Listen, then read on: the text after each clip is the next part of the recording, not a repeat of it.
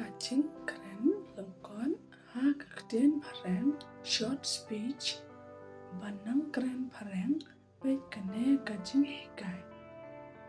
Happy Advent Christmas to you all. Dan happy osnel cumantoy na kane ka video wanam klan pan share lam shi parlak lane haye asam champi wanam klan ru ban like share and subscribe. Why I am here kasi balay ngadon hangne. Because I want to solve the problem that we face these days. Kasi namar ngakwa banyarap ya kicing kabangi mar ha kine kisni. In this platform, I learned so many things which before I don't know. Kasi hakane karan san ngatip shibon kie haka ba manshwa ngam chutip. Achievement is not easy but hard work.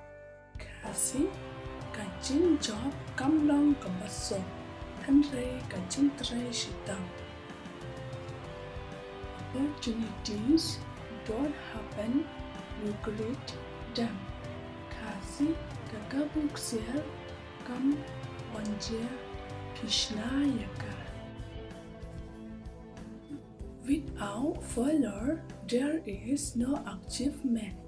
Kasi klem kajing ram omdan kajing job.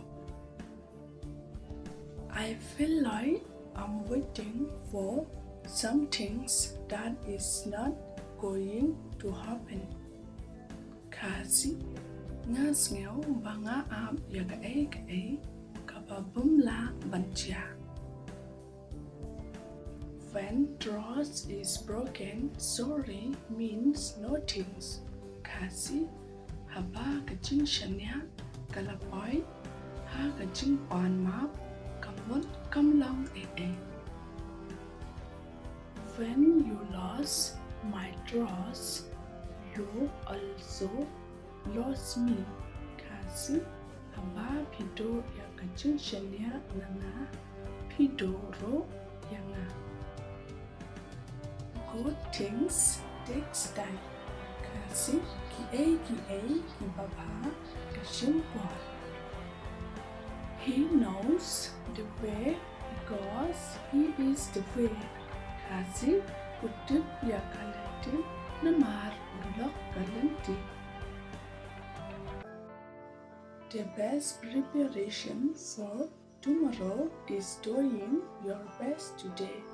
Kasi kajing penkre kababah tam na kabenta leshai kalong ba ngin le ya kababah tam menta kasgi. Do not be afraid to ask for help. Kasi wat deng pan ya kajing yarap.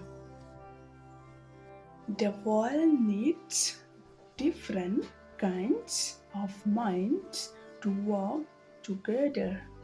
Kasi kapertay kabun kam shibun ki jengmut jeng perkat ki baper banjatray rengkat. Never stop trying.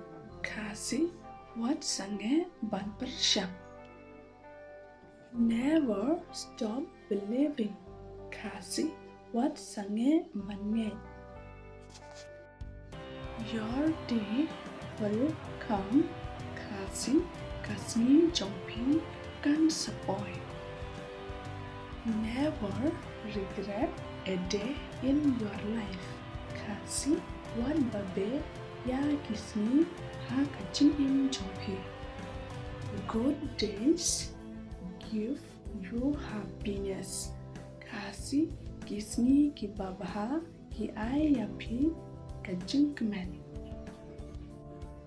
Bad days give you experience. Kasi kasni ki pasniu ka ay yapi ya kajing shempang. Worse days give you the lesson. Kasi Kasngi kaba comes new ka ayapi ka jingsnen.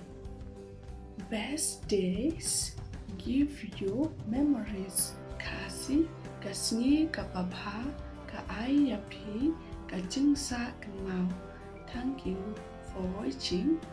Don't forget like, share and subscribe. Bye.